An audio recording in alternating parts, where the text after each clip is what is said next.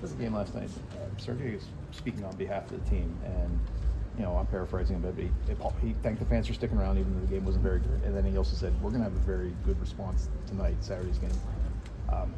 He's a 21-year rookie. There's a lot of 30-year-olds, 10-year veterans who won't say something like that. What allows him to be so comfortable in just engaging and things like that, and speaking publicly on behalf of the team and himself all the time? Yeah, I mean, I think it'd probably be a question for him. Like, I think it's good. I think that's a bit of who he is. I think he's a very genuine person. So I think everything he's saying there is he's being himself, and he's speaking what's on his mind. And I think he does have belief in that. And so as we should. I mean, it was the way our game was last night. That is absolutely the expectation. Is that it's going to be a much better game here tonight for us. Does what a player says publicly, the media, in public, whatever, how much does that register with teams, coaches? Do you guys even pay attention to something like that? Just how important is that, if at all? His comment about his public comments, or yeah. just in general, I guess. No, I think it definitely resonates. I mean, I think it was great. I mean, I completely agree with him, and I agree with what you're saying too in regards to why you're asking the question. Is I think it does say a lot for a young player in this league to come out there after a game like that and to thank the fans, and he's right in doing so. But it's not always the case, and so yeah, definitely good by him. Dan, what went into the decision to start Miroshov tonight? What went into the decision? I think we're going to look into things as we go into a back-to-back. Obviously, you always go in there, you have a plan. The plan was in being the back-to-backs that he was going to be playing in the game tonight, and so we were in a situation where I made a decision that he was going to be going in and playing close to 2 periods prior to it, but we feel very good, confident that he's still ready to go in there today and do a job.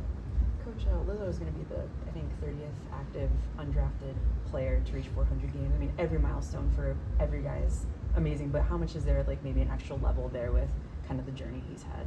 Yeah, no, I think it's incredible. I mean, this is a guy who, just you see what he brings every night. It's extremely consistent. He's a fearless player.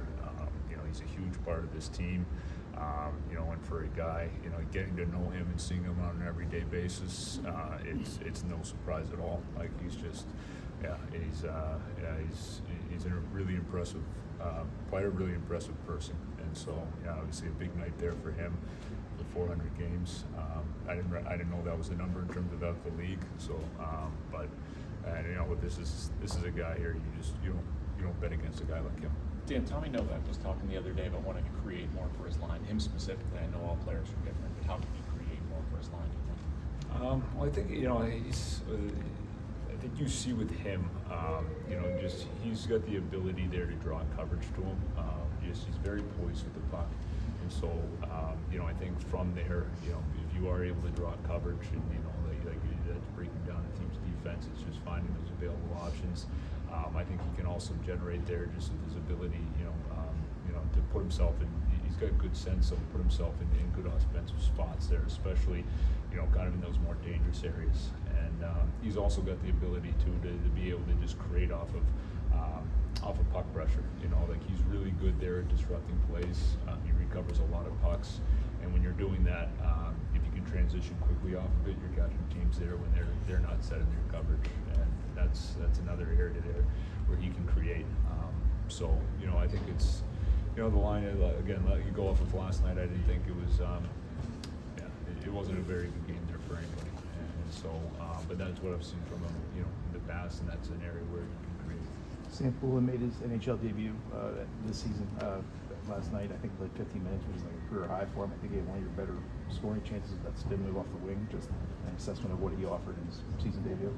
Yeah, no, I think he it stood out for me there is I don't think he was like dipping his toes in the water. I think he came ready to play. Again, I don't think there wasn't really anything clicking for us, nothing consistent. But I do think for him personally, it was good to see that he was engaged. I thought throughout the game. Thanks, Coach. Thank you. Thanks, Nick.